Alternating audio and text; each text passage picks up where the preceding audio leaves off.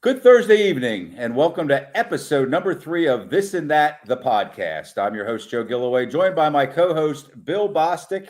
And tonight we'll welcome the Lower Paxton Township manager, who is in his 6th year of presiding over the most populous municipality in Dauphin County and 17th most populous municipality in the entire Commonwealth of Pennsylvania.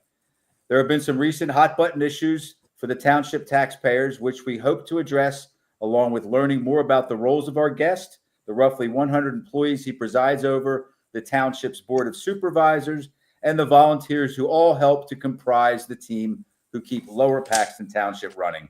We'll bring them in momentarily, but first, let's thank our sponsors for This and That, the podcast. Rickabaw's Electric, Dan Rickabaugh. We really appreciate it. He's been with us for a long time on the high school sports side of things, Lingelstown Gazette Sports. Team PA AAU basketball. And then we have a new one here. Let me see if we can be a hero. Yeah, it's a little bit far away for that, but yeah. Yeah, I think you have to be on full screen. Yeah, it is. Okay. Be a hero, hire a hero. And I don't want to get into too much to what they do because I don't know enough yet. I'm going to learn more. But to me, it looks like an agency that helps to place military veterans into employment situations, like a job employment agency for military veterans. So we will learn more about them. That's an exciting partnership for us, and we really appreciate it. So upcoming on This and That, the podcast, I just confirmed with 3 Central Dauphin School District board members, Jeannie Fortney-Webster, Eric Epstein, and board president Mike Jacobs.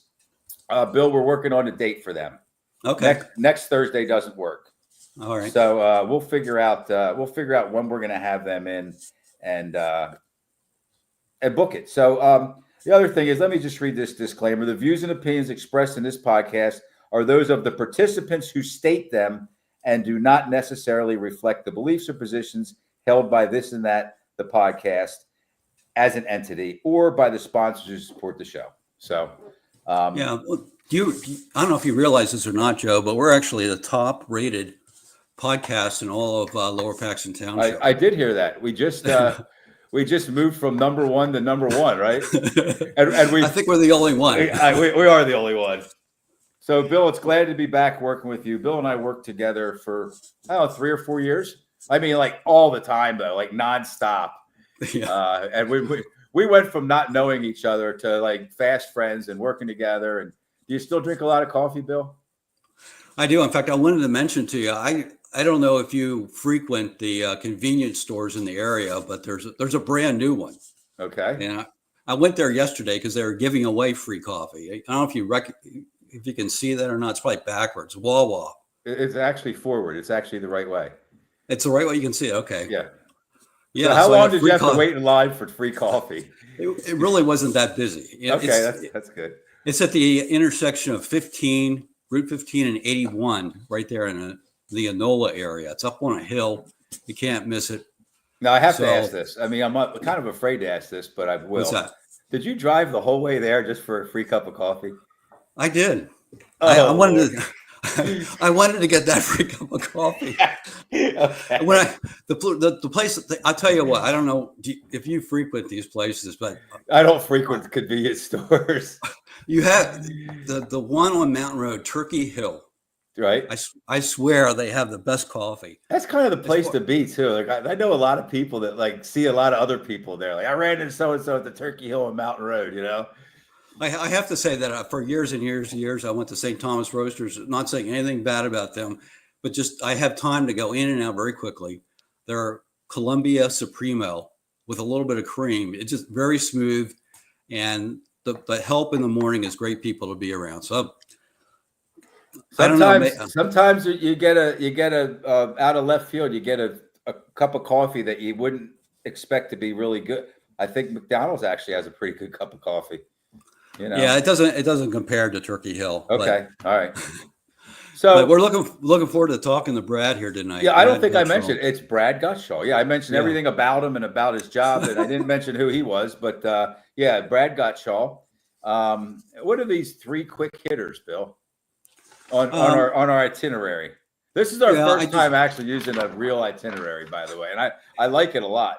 There was a fire at a local hairdresser, Color Yes. Bar. Yes. And I just wanted to let people know they apparently have relocated a couple doors closer to the square, and it's like a day spa. Like I don't know if they do hair or not, but they found a new location and it's on the sign. Yeah, she was very proactive. The owner, she really kind of didn't let any moss grow after that situation. Right. She really moved forward quickly. So, all And right. The only other thing I'll mention is I did some research to find out.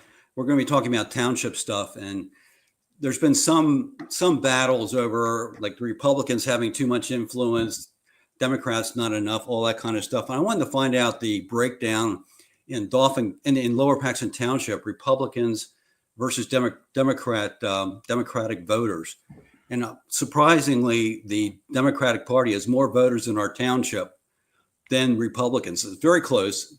Democrats 16,189 as of the 16th of this month. Republicans 15,726. So I think for a long time it was Republican, but it has switched. But it's just in recent years it's switched. Yeah. But it's pretty virtually tied. So that's my last quick hitter. You know what that tells me, Bill? When it's that close, yeah, a good candidate can win. Sure. From either party, I mean, yeah.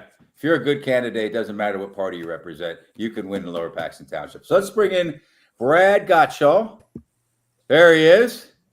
Mr. Gotshall. I'll call you Mr. Gotshall one more time. How are you this evening? Doing well, guys. Thanks for having me. Certainly. Yeah, we're excited to have you. And you came on. Bill, I said I would mention to the viewers, if you have a question, you have a comment, leave it on the portion that I can see here. And on Facebook. On Facebook, yeah. And what's our disclaimer, Bill? What do I want to Yeah, tell I mean, we're going to retain the right to not get into all of them, especially if they get very controversial. Right, That's not our goal tonight. Yeah, we're all trying to be gentlemen here, and ladies if you're a woman. And so anyway, so Bill, why don't you get started with Brad here? Well, Brad, like I told you before the show, that the last time I spoke to you was when you were hired in October of 2018, and now we're already you're into your 7th year. But the thing I wanted to really ask you is, last week I told the viewers that I'm a little bit of a local government nerd, and I think I found another one, and you were actually a borough councilman in Frankville at age 18, right? Yes, sir. What, for 2 terms you served? I did 2 terms, yes, 2 4-year terms, yes. So my question to you is, what in your life caused you as a teenager to get into, of all things, local government stuff? Because usually, I know at 18, I was not into that, and I'm sure Joe wasn't. This is a little unusual, so give us the story on that. Well, I think maybe my mom dropped me on my head or something. I don't know, but probably start there. But no, frankly, I grew up in an area in Schuylkill County. I grew up in northern Schuylkill County. And just to be frank, my school district, I had one government class my entire educational career up until that point, which was actually state government, Pennsylvania state government. And I had always, before that time, had always been interested in politics, presidential politics, and I watched every debate, and I was just a political nerd. But I wanted to learn more about local government.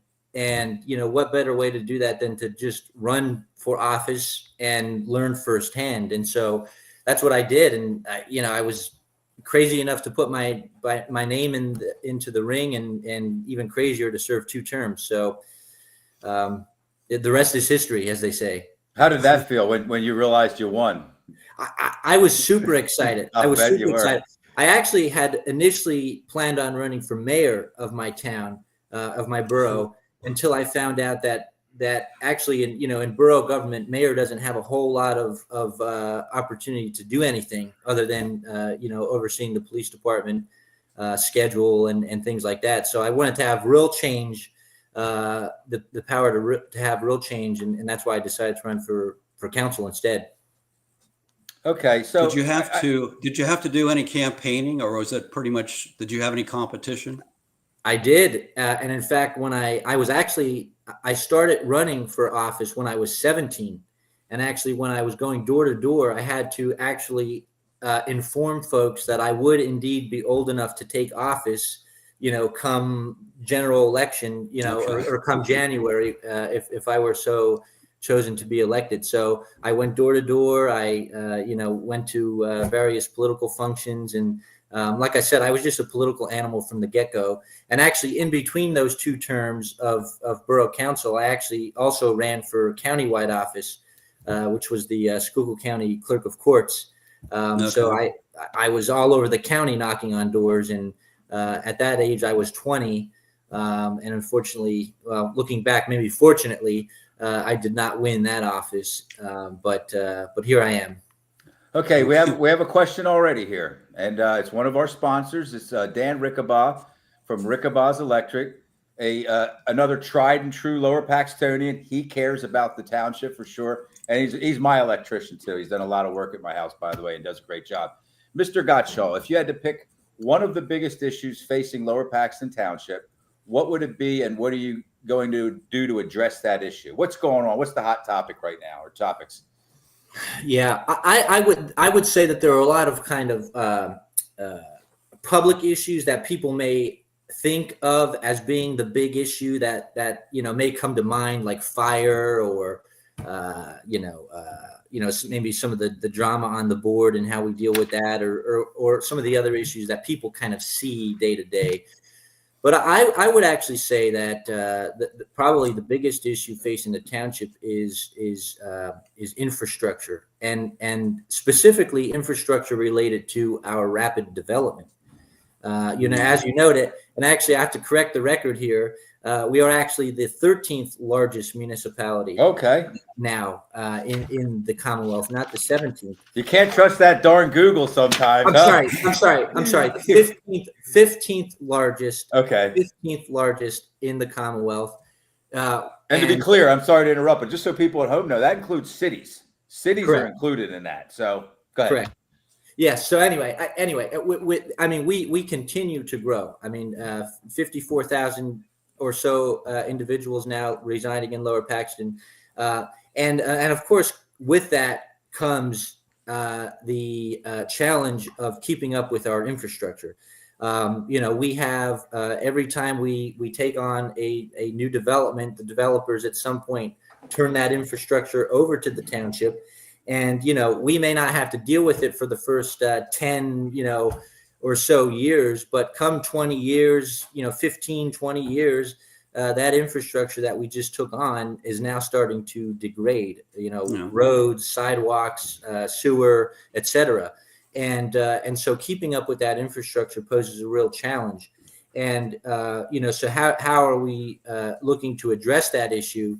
Sam Miller, the finance director and assistant township manager, and I have been actively discussing with our board creating a set and dedicated funding stream specifically for our kind of physical infrastructure, to ensure that we are going above and beyond what we do currently for just, paving roads or addressing traffic signals.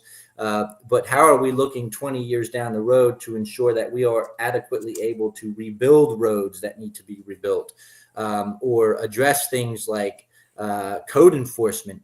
Because again, as these developments age in 20 years, code enforcement is going to be a major issue. So development and infrastructure are the two major issues facing the township, and that's because of our continued development over the years, and people wanting to move into the township.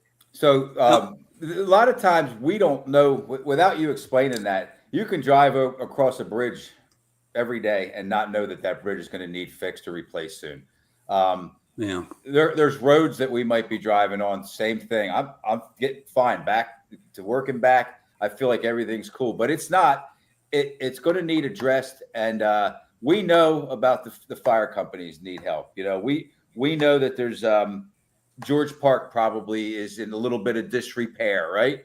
He just got done with Brightville a few years ago, so that's one of those issues that we might not know about if you don't tell us, hey, we've got some infrastructure stuff we need to take a look at. So thank you for that, Dan. Thank you for the question too. Hey, Joe. Yeah, go ahead.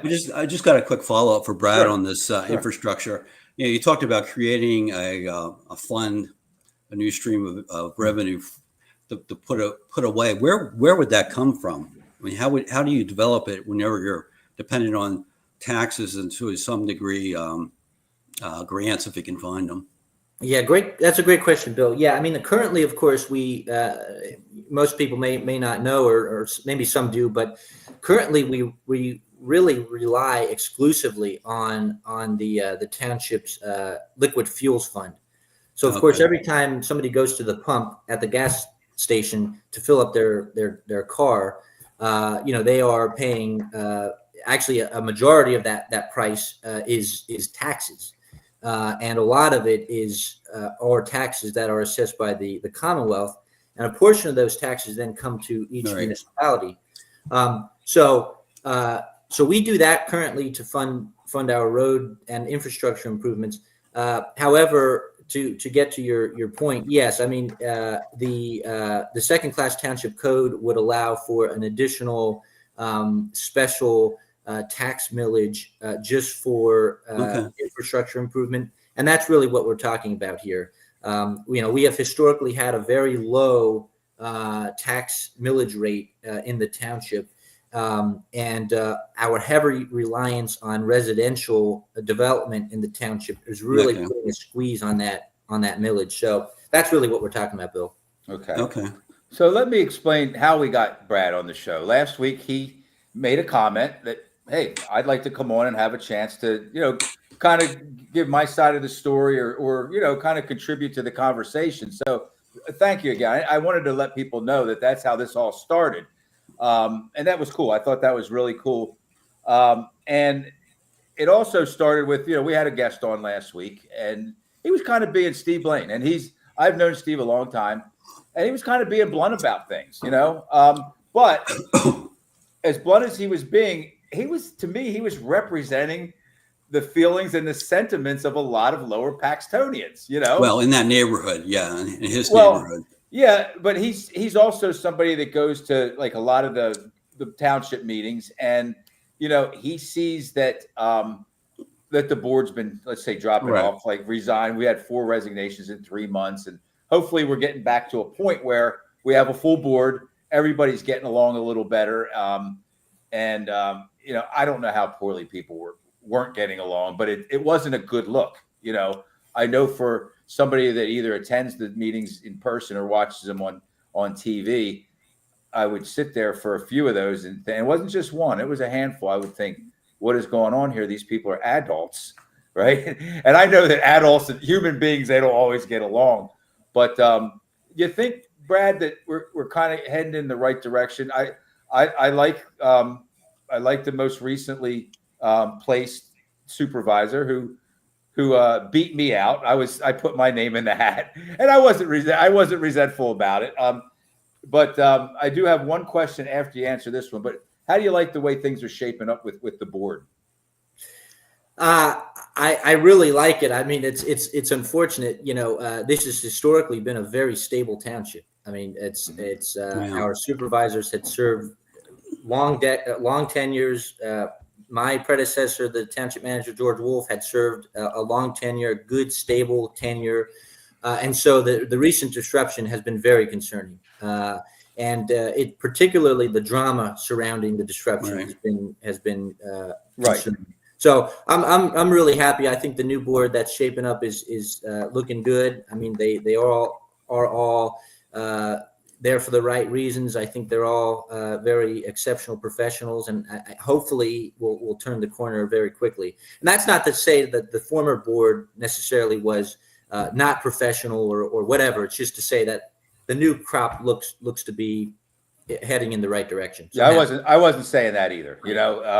Sometimes perception is just perception. Other times it is reality. And so somewhere in the middle of just being perception and being reality, there was some kind of dysfunction, at least in the taxpayers' eyes, that it didn't look good, that they didn't feel good about. So The other thing is, and Bill and I discussed this, the way that the vacated seats are filled in times where you have to fill them kind of on the fly in an emergency when you can't wait until the next election. Well, the state law requires you to do it within 30 days. Okay, right. Thank you, Bill. Yeah. I think there's been some transparency concerns. I'm just going to Definitely. I'm going to come right out with this. When I decided to kind of, I don't want to call it run because all I did was be interviewed and, put my name in the hat. But I talked to somebody who's pretty closely aligned with a lot of people in the township and employees, and he knows he knows a lot about the township. And he said, "Don't even waste your time, Joe. They already picked the person." And I said, "They didn't even start to interview people." And I think there's ended up to be 16 or 17 of them. And he gave me the person's name that ended up weeks later winning, So that could have meant that he just knew who was going to have a lot of support. Let's just hope that that's what he meant. But he said she's already been selected. And I think she was a great candidate. And I think she'll do a great job. Okay. Yeah. But he knew out of the gate. This guy's not clairvoyant. So I guess my point is when I the same thing happened for school board, Brad, a couple years ago. And I also put my name in the hat for that. And I also didn't win. So I should make a living out of this. I'm getting pretty good at it. But the way they did it, if you wanted to run, emergency run or whatever it's called, you went there that night. They had in front of the entire board. The public was over my shoulder. There might have been 75 or 100 people. And they asked you questions that were not predetermined. Now, in the end, the person that the board members wanted to select, they could still select. It didn't matter who sounded what or how great or who knew the answers, who didn't. But at least it lent itself to a good bit of transparency. Do you follow me? How they, and then they voted by the end of the night. It was all done, in one night. Do you feel that there's any need for a little more transparency when it goes to or comes to filling those vacated seats? Well, I mean, again, living in a Republican form of government, it's the worst form of government, except for all the other forms of government, right? I mean, it's right. We do not live in a direct democracy. We elect our officials who represent the desires of the public. I say that to suggest not necessarily that your elected officials should be or become dictators who just act on their own will, but to suggest that of course there are always things we can do to beef up transparency, and I think we should, but that some processes are inherently quickly moving or more designed to be held closely with those that you elect to represent your will. So I think a lot of municipalities, maybe the school district included, do it very well. I'm not knocking that system. I think that would do well for us. I think it would show transparency and show the public those candidates that the board may be considering to take place on the board. So I think that's a good thing. But I would not.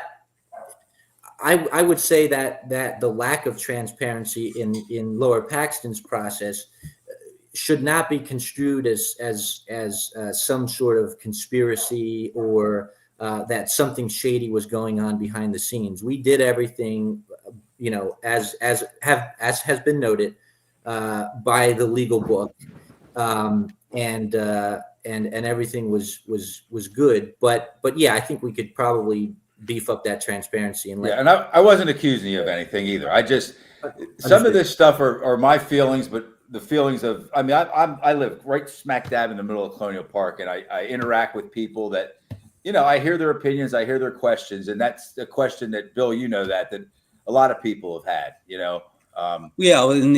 As preparing for last week's show, Brad, I looked at the Township Supervisor's Handbook, and I don't know if that's the be all end all to how you do things, but it suggests doing public interviews. Where you bring, let's say you get 15 applications, the board could preview those, maybe pick out certain ones they want to interview and do it publicly in a given evening. So that was the suggestion in that particular document. There may be other things that are in the second class township code that would be different. I don't know, but that public interviews is really, I think, the thing that Joe and I had talked about. I just got a new toy, guys. I just figured out how to plant these. Yeah, it shows up here. Yeah, so Don Lynch, township resident, longtime taxpayer. Mr. Gotshall has a very challenging job. My family has lived in LP Township for 40 plus years. We're Lower Paxton proud. We appreciate the dedication and hard work for our township, leadership, and employees. Thank you all. However, let's show you part 2. Any plans in place? No, this is not a however. Any plans in place for updating facilities at George Park? It's nice, but showing wear and tear. Thank you, Don Lynch. Yeah, so absolutely, yes, there are plans afoot to improve George Park. We're in the process now of actually trying to, in a way, replicate kind of what built Possibility Place, in having more of a community build operation, having folks take part in the planning process and kind of voting, if you will, on certain features of the park. And then also hopefully coming together to help build the thing or donate funds. The Township Board of Supervisors, as you heard maybe in one of our previous meetings a number of years ago, had been very involved and very interested in really investing in our park system. It was really coming to a place where we had a lot of deferred maintenance. And so they decided to put over $5 million worth of investment into our parks. And by the end of this kind of parks revitalization process, we will have touched every single one of our parks within our system, George Park included, particularly Possibility Place, which will be completely rebuilt. So that's in the works. What I did find out, it's more than just cosmetic too. There's some plumbing issues, like with the mister. There's like a mister that sprays water. So it's not just, hey, go out and pull some weeds and take a couple cans of paint. But full disclosure, Don's a very good friend of mine, and he was my boss for a number of years. Don Lynch, thank you very much. I'm going to give you one more question here, and then Bill, you can take back over. Okay, here we go. Okay. Another one from Dan Rickabaugh. Last question, Dan says. Many residents, a lot of them older citizens, which are on fixed incomes. Is there anything the township can do to help them? Example, trash and sewer bills. And can you explain why residents cannot choose their own trash companies? Why must we be stuck with one? Don't you think the residents having choices would bring prices down because of competition? I know the township opens up to bidding, but that's only once every 4 to 5 years, or however long it may be. Hey, Brad, before you jump in there, does the state, the Department of Environmental Protection, in some way compel us to have a single hauler system? No. Okay. No, we're not compelled by law to have a single hauler. But to answer the question, I mean, it's a great question. I mean, that's a really good question. The reason really why we have a single hauler is the fact of frankly our size, our geographic size, as well as our population. Imagine for a moment if we opened that up and allowed folks to select whatever hauler they wanted.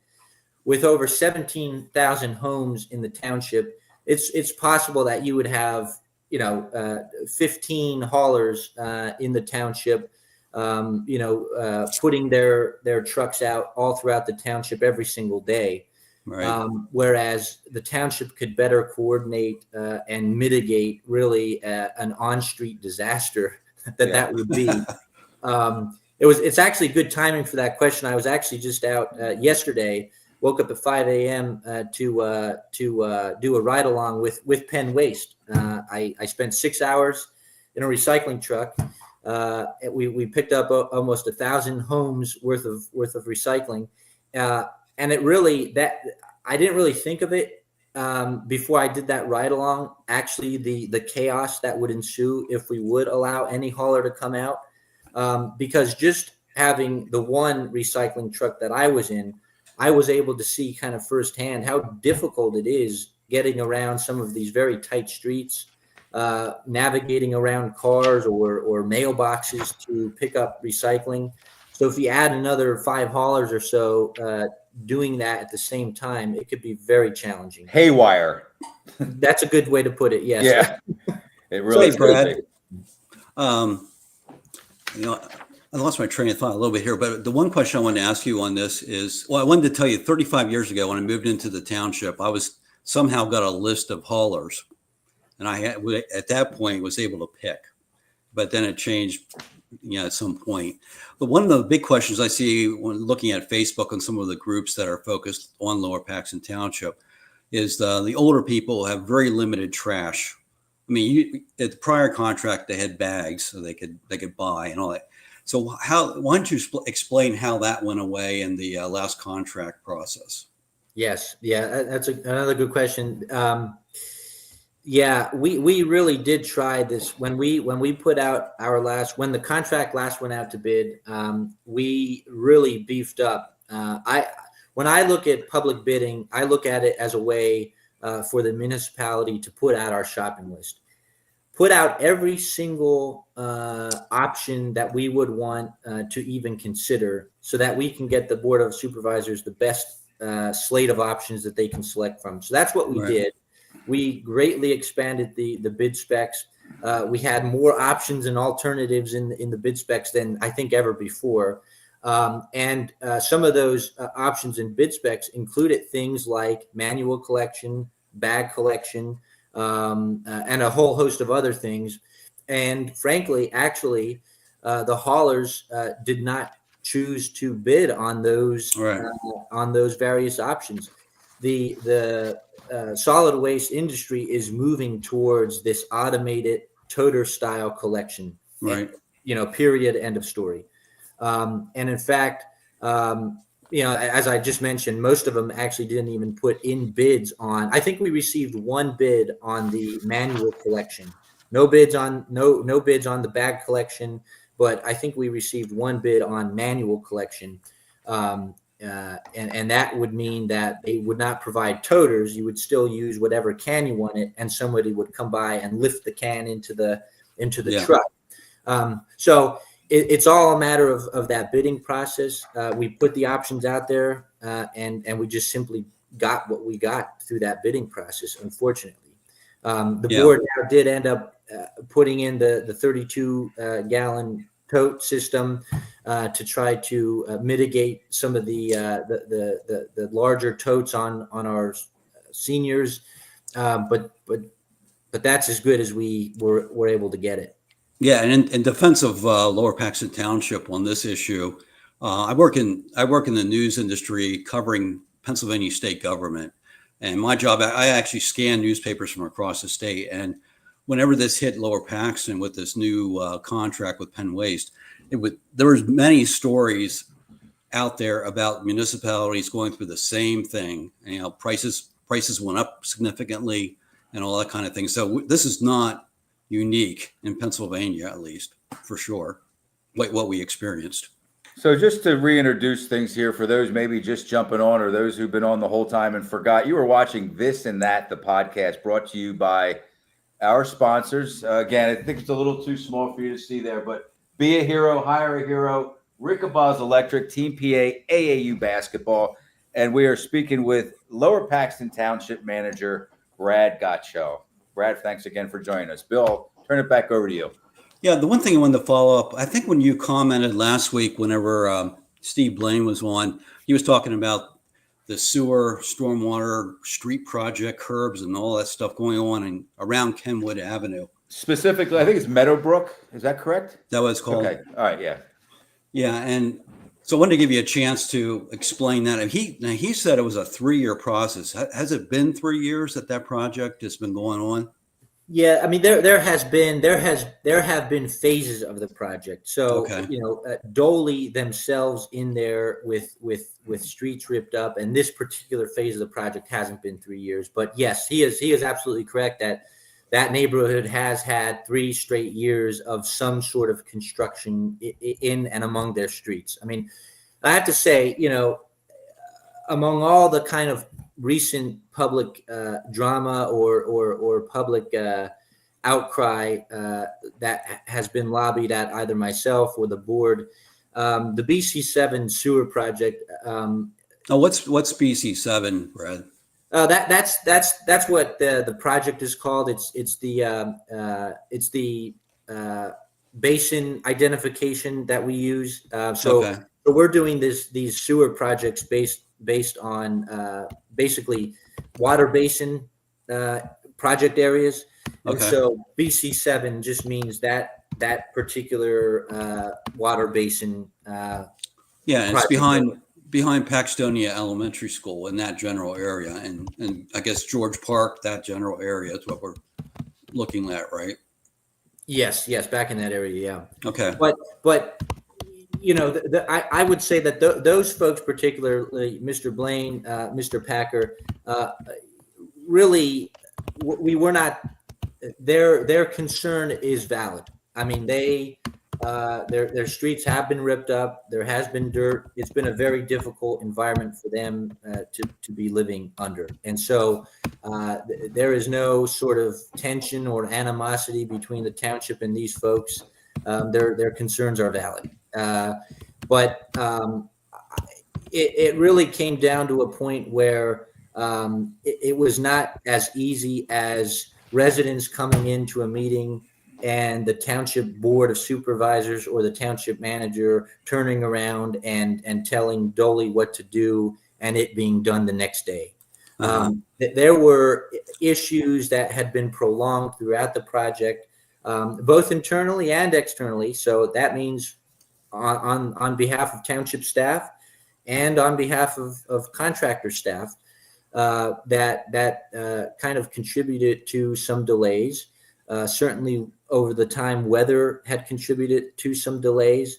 And actually up until literally this week, PPL had been highly contributing to delays in terms of marking their utilities, in terms of moving some utilities in the streets. Do they have underground electric out there? I don't believe so, but I believe there were some, electrical panels or boxes in certain areas which delayed concrete work and things like that. So when any one of those things delays something, those delays start to stack up, and that was really the situation that we were facing. Yeah, I drove out there today and looked at it, and there was some work being done. But fortunately, I mean, the roads are passable. I guess they're not completely, some of them aren't completely done. And there's still curb work being done, and it looks like there's still work being done on the stormwater. But the last thing on this is whenever you go into an area like that, if you're going to, I guess it's driven by the sewer project, but while you're digging up the streets, you're putting in other infrastructure. Is that how it works? Yes, correct. Yeah. So other infrastructure to include, of course, the streets, but also stormwater as well. And of course, we also highly coordinate these projects with, as mentioned, utilities such as PPL, the water company, Veolia, cable companies to ensure that gas company. Correct. Yeah, the gas company. And that's something that we've really invested a lot of time in coordinating with those other utilities or companies to ensure that if they have a project coming up in the next 3 or 5 years or something, let's say, and we have a project in that same area, we'll try to coordinate that ahead of time to see if they'd be willing to move up their project on that area so that we only, dig the street up one time or that we can look at some cost saving measures if we take advantage of economies of scale or that sort of thing. So it's a very highly coordinated effort, and it takes many years to do so. Yeah. About how many years do we have in the township wide before the sewer project is pretty much wrapped up? How? Oh, I mean, we're nearing the end. It's been 20 maybe 20 plus years now. Of all things, local government.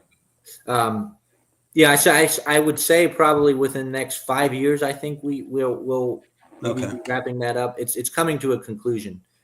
We're just to give you some context of the scale here. The township right now is about $123 million or so in general obligation bond debt. that is attributable to mostly sewer work. And so that's good debt. I mean, we're one of the only municipalities, frankly, in the nation.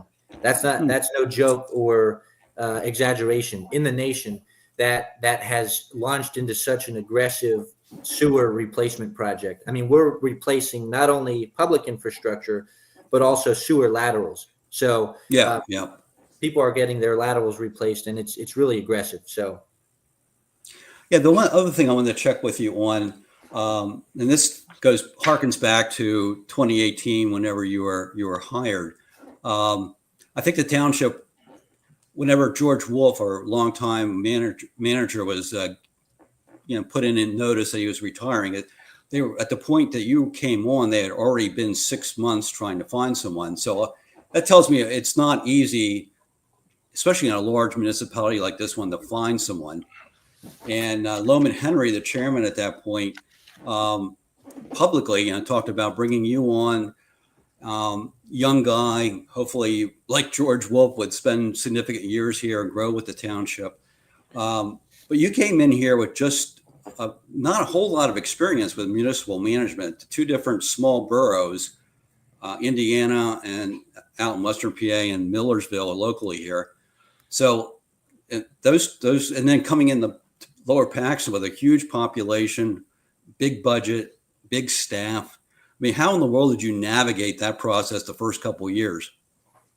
Yeah, it's an incredible. Number one, it was an incredible opportunity. I was entirely thankful to the board for giving it to me. So what I did, it was a unique thing. It was actually proposed to me by then supervisor Gary Chrisman, who had spent time in school management, as superintendent and other positions. So he had recommended that I do what is called an entry plan. And that's a plan where an incoming manager or superintendent on his end would come in and get a list of, basically a list of individuals to speak with, both internally and externally. So every sort of stakeholder that may be involved in the township, I got their name on a list for me. And I frankly took the first few number of months in interviewing them to ask questions like, what are the strengths and weaknesses? What bodies are buried here? What do I need to know about?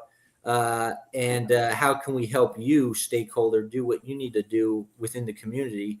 And that was super helpful. I got the perspective both internally of what's going on, but also externally. And one other comment as well is that, municipal managers are generalists. I got my start in this profession as a manager. I never rose through the ranks in any particular department. And so I and my colleagues, I think, are rather adept at coming into a new organization, quickly learning what's going on, and really relying on the experts in the field, those within the departments, to do what they do so well. So let me ask you this, Brad. Did you ever figure out what bodies were buried where? The people at home are going to want to know that.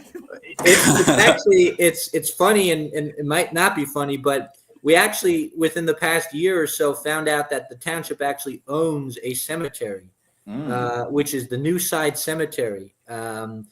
It's an old historic Revolutionary War cemetery. I don't know how many plots are there, maybe 20. It's very small, off of New Side Road. And the township owns that cemetery. So we literally have some bodies buried, and I found you actually do that, right? Found that where, yes. It's New Side Road. That's off of Union Deposit, isn't it? Correct. Okay. Yes. So, Bill, you had a few more questions here. They're good questions. They look like questions that people are going to want to know. Do you want to go through these, or do you want me to? Or do you want to tag team it? How do you want to do this? Well, I can. Yeah. Let's do one. Yeah. Whenever I was following the township a number of years ago, I wasn't aware that we had an I don't think we had an economic development director, but apparently we have had one at some point.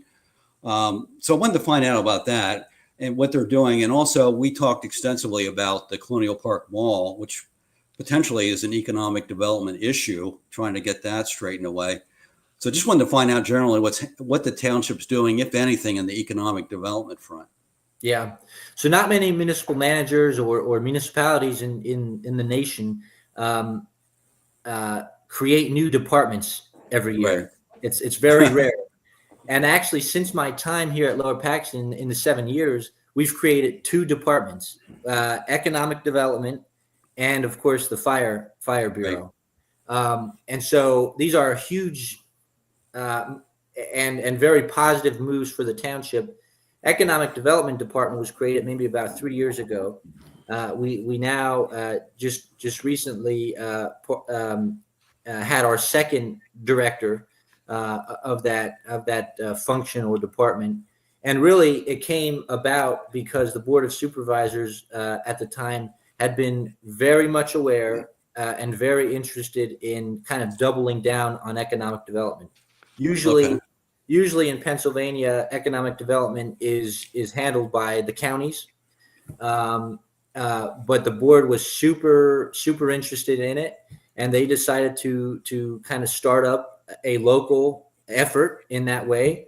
And project number 1 was, of course, the Colonial Park Mall, but of course, beyond that, redevelopment is a major interest of ours, and ensuring that we have redevelopment happening in a very smart way. And so economic development director was born, and that's kind of the genesis of it.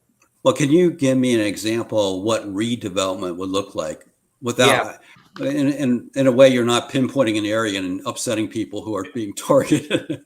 Sure. So kind of a good project, I think, of that would be actually Villa Teresa. Okay. The former. Well, yeah, it's near Community General Osteopathic Hospital, whatever it's called now in that correct. area. Yeah. But something like that, or maybe something that maybe people are more familiar with is pick one. Any of the kind of old commercial centers, the big box stores that come and go. Those sorts of things. So that's what we're talking about when we're talking about redevelopment. And of course, the mall is redevelopment on steroids. Right. But so that's kind of the general gist of it.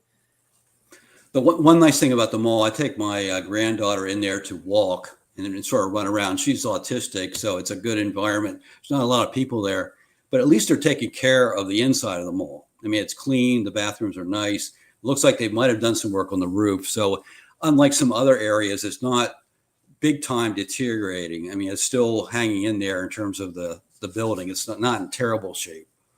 So that's one thing I noticed. The other thing I've seen on Facebook that many times Facebook will fire up whenever there's an accident on the roads at certain intersections.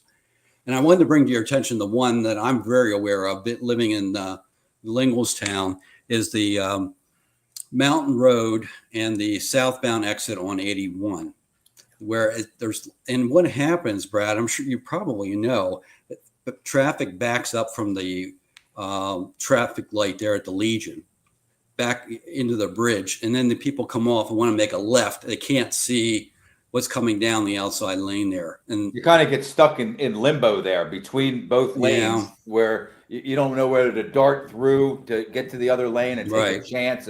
Yeah, it's a bad place to be if you're turning left there. So things like that, if someone wanted to point something like that out and maybe have the township, PennDOT, whoever, what's the process like specifically for that intersection? But in general, what would people do? Yeah, so I could talk about that intersection specifically because I think it'll be a positive kind of a news piece. Okay. For you. But generally speaking, for those sorts of concerns, they certainly should either call or email in. They can email me, bgotshall at lowerpaxton-pa.gov, and simply just let us know what the issue is. We have a very, very involved process of reviewing traffic safety concerns. I will get a concern. I then will ask the police department, the police bureau, Okay. to initiate a traffic safety study. Okay. And then the department will go out. They will, put up traffic counters. They'll track speeds and numbers of vehicles passing through. They'll look at things such as if there is truck traffic present. They'll look at things such as how many curb cuts along the area there are, how many traffic signals, what the sight distance is in certain areas. So it's very, very involved. And from there, then the concern or the recommended or identified kind of project for the area. So, for example, if they were looking to put in, if they were looking to lower the speed limit, let's say, the department would take into consideration all of those factors and give each one of those things a numerical kind of assessment. So, Okay. hey, there are a lot of pedestrians in this area, so it would get a high score for that component. And then if it reaches a certain number of assessments, the department will recommend that certain improvements be made. For example, in this case, that the speed limit be lowered. So if it meets a certain numeric threshold based on a number of factors, we take a look at improvements. So it's very involved. It takes a while. So when somebody gives us a concern, it'll take a number of months before we properly review it and get back to you.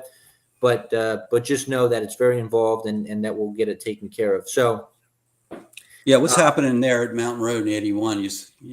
Yeah, so Mountain Road's one of those things that we did study, and it seems like there's almost an accident there every day nowadays. So what we are actually in the process right now of interfacing with PennDOT because it's actually it's a state. It involves a state road. Right. It involves a federal project being the interstate. So it's a very complex project. But we actually are in the process of doing a PennDOT conversation where we're looking at updating the traffic signal permit at that traffic signal at North Mountain and what is that? It's right there, Hornick's Hardware. Yeah, right? Yeah. Whatever the intersection is. It's one of the blue streets. One of the blues, yeah. Yeah. At that intersection, we're looking at updating the permit to allow us to retime it to get cars going through there much quicker to clear up that section. And we're also looking to do some improvements to the signage and to the striping at the interchange section there that you'd noted. Kind of like a don't block the box kind of a thing. So to increase sight distance and things. So we're actively in the process of doing that. We're engaged with PennDOT. PennDOT has given us some pretty good feedback on that, so I feel encouraged that it's heading in the right direction. So hopefully we'll be improving that area very quickly. The gears of government can grind slowly at times, right? Most of the time, I would say. And that's, I guess, basically what I'm doing is reinforcing that just because it doesn't appear as though things are being fixed or addressed or looked at, oftentimes they actually are.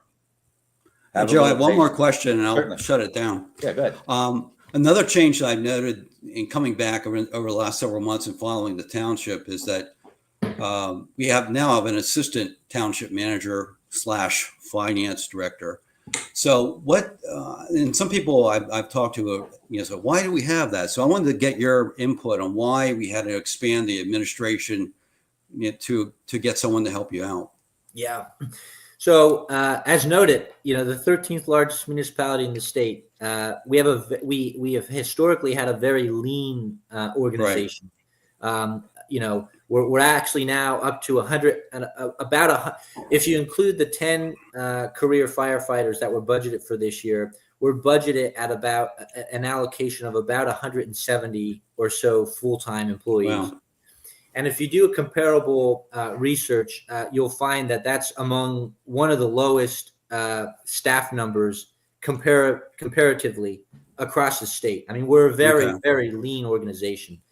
But I mean, all that to say is that, for 170 employees, $100 million or so budget, we're very, very busy.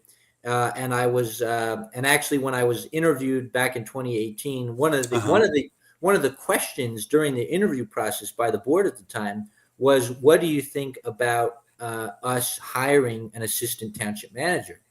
That had been the conversation back in 2018, and of course, I agreed that I thought it would be a good idea to hire one, and eventually the board relented and allowed that to occur. And just to give you an example, just after the assistant township manager was hired, he was on the job for about, I would say, it wasn't a month. It was maybe 2 or 3 weeks, literally. I got very, very sick. I had it was a freak kind of acute heart failure, and I'm 34 years old. But anyway, I get sick about 2 or 3 weeks into his tenure, and it unfortunately kicked me out of office for 6 months. I was out of work for 6 months. And so it was super timely and super important that we had an assistant township manager on staff, ready to roll and ready to take my place and keep the ship afloat, for those 6 months. So I think it's good for continuity. It's good to have a second set of eyes on things. He's part of every conversation. So it helps me to kind of balance what I'm thinking and have somebody to bounce things off of, and to really just share in the responsibility of oversight of 170 employees and $100 million budget. It's a big task. His name is Sam Miller, and he's a certified public accountant, isn't he? He is, yes. Yeah. The other thing I'll note is that I look back this afternoon to some of the coverage on TV coverage of whenever the trash contract came into play. And Sam was on an interview. I think it was Channel 27. He did a great job of presenting. I mean, he's good on camera. Good. Hey, he's a sharp guy. He is content being number two. I say number two in quotes. He's content. That's his background. He's a CPA by education, by trade. He knows our budget inside out. The trash contract was right up his alley. It involved a lot of numbers and contract language, and so he's been a huge asset. And he's a great, phenomenal asset for us. Do you have time for one more, Brad? My night's yours. Okay. All right. So this is kind of something thank you.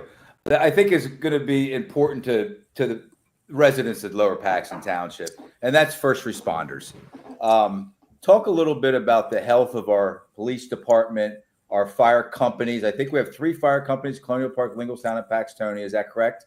Correct. Just budgeted for 10 full-time employees. Thank you for that. I mean, I don't know many people that are going to argue with spending taxpayer money on saving people's lives. And, you're to be commended for that, because there's a lot of municipalities that don't do that. They fight that and they fight it, and they don't want to spend the money. And then their fire companies erode to the point where they're just not really able to function well. So, but let's start with the police department. What's going on there? You have roughly 70. Go ahead. I'm sorry. Take over. Oh, sure. Yeah, no, we have 60. 60. Okay. And actually, again, the 2025 budget increases that allocation by 4. And so that they're not hired yet, but so currently our complement is 60. With one in the what's it called? In training. Yeah. At the police up in, what's it called? Help me out, guys. At the academy? The academy. That's it. Yeah. I think we have one in the academy that's kind of okay. Yeah, I mean, with 60 bodies, there is not. I wouldn't say consistent churn, but with 60 bodies, you have people coming and going, Right. going to another department, retiring, getting hurt, frankly, and so they're active. Our public safety director has been very busy since he has gotten here, replacing bodies, adding to the complement, keeping up with the department. So the board has been very, very helpful, very supportive of public safety. The department is well staffed, well tooled, and the folks in the department often tell me that they are so blessed to work in Lower Paxton because they can be going to lunch or to get coffee or something or whatever, and folks will hold the door for them. Folks will buy them coffee. The community is very supportive of public safety, and it's felt by the officers, and we thank the citizens for that. That's a tremendous environment. I feel good about who we have and how they represent the township. I feel more safe and secure having the officers in place that we currently do, because I interact with them here and there, and they're always professional, and they do it with a smile on their face, and the way it's supposed to be done. How about the fire companies? Is that going to be kind of, you said 10 hired or 10 paid fire company employees? Will that be like 4 here, 3 there, 3 there, or will they float? Where will they be placed? So as I noted earlier, we created the Bureau of Fire. So we have the Department of Public Safety, which is overseen, of course, by Director Koshiba. That includes the bureaus of police and fire. Fire is new. That the fire function is headed by the Deputy Chief of Fire, Brett Graham. And yes, this year's budget included 10 career full-time firefighters.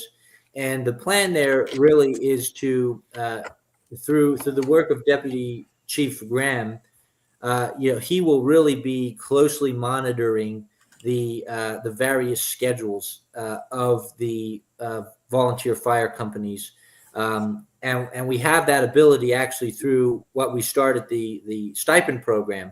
So for a good year plus, we have now been collecting data on scheduling and really getting a better understanding of where gaps may be throughout the 3 companies on fire coverage. And the intent really there is to utilize those 10 firefighters where it makes sense to deploy them. And so our expectation is not necessarily that they're going to be changing from shift to shift. Today you're at Colonial Park, tomorrow you'll be at Ingalstown. But maybe by the week or so, Director Graham will take a look at the schedules and determine where it makes sense to place them. And they're all close in proximity, so it's not like you're sending them 20 miles one way and 30 miles another way. All the Correct. companies, Yeah. So, Correct. I feel like we're in a good place with our first responders, with the state and the health of our first responders. Police and fire. And thank you for that. I think where we are is good, where we're heading is good, and I just want the taxpayers again to know that you care and that that's a high priority. It's probably priority number 1 for the Board of Supervisors. I mean, public safety is probably by far number 1 priority. It's. I don't want people to think that it's all sunshine and rainbows in 2025, that we have all this money and things will be, there's going to be some sort of panacea here. This is a struggling industry, particularly the industry of fire, the foundations of fire service that started right here in Pennsylvania, the Volunteer Fire Corps is struggling. And we see year over year now, Lower Paxton has been again blessed by having dedicated volunteers that are hanging in there. But really, across the Commonwealth and the nation, there's been such a dramatic decline in volunteerism, and so adding 10 career firefighters will help, but it's not the end all be all. It's, Right. We still have to continue to look at that year over year. And just like on the police side, again, back to the concept of continued growth, the more we add to our population, the more we have to take a look at those things. And so we're constantly monitoring those things. But yes, I think we're well placed. We are in a good spot. I feel comfortable. I look at I travel the Commonwealth all the time. I'm constantly talking to other municipal managers and elected officials, and it's a scary landscape out there. And I'm comfortable that Lower Paxton's in a good place. Yeah, we have a couple very close neighboring communities that their fire companies have folded in the last handful of years, and it looks like, at least today, we're heading in the opposite direction. That we're concerned about the health of our companies, and we're doing something about it. Thank you for that, Bill. Anything else from your end? No, but I think we're into overtime for Brad here. Well, you have a final message. Let's just say that Mr. and Mrs. Taxpayer sitting at home watching you, Brad. And a message to your constituents, to the taxpayers. Yeah, look, I know it's been difficult the past couple of months.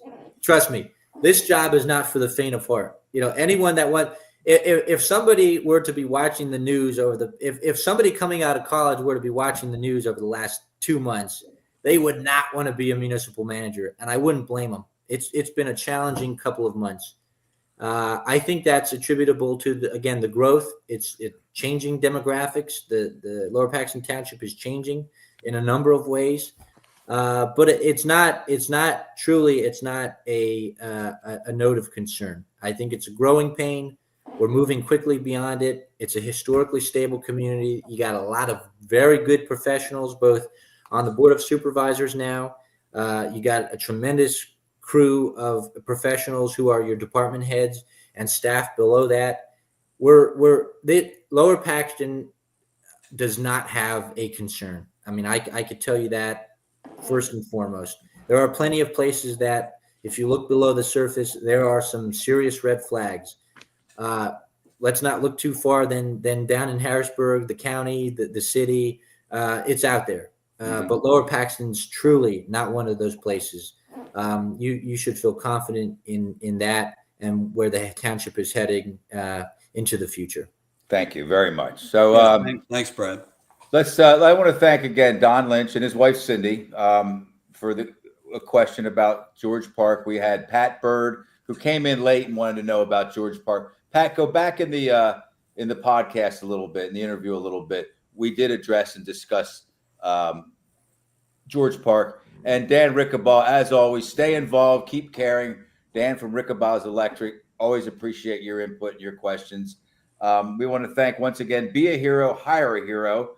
They're our newest sponsor, along with Team PA, AAU Basketball, and again, Rickabaugh's Electric. Upcoming, we're trying to get 3 members of the Central Dauphin School Board together on the same night to join Bill and myself, Jeannie Fortney-Webster, Eric Epstein, and Board President Mike Jacobs. That should be interesting. More government. As long as we have Bill around, we got to do something related to government, right? Yeah, thank goodness it's nothing on music, because we're gonna loosen. I know you're gonna do that. We're gonna loosen things up here. We're gonna get into a little bit of arts and leisure sometime soon. But while we have people like Brad here and the school board members who are willing to come on and discuss the state of things, we're going to take advantage of it. So, Brad, thank you very much. Bill, it's always fun being your partner, and we will talk to everyone soon. Thank you. Good night. Good night. Take care.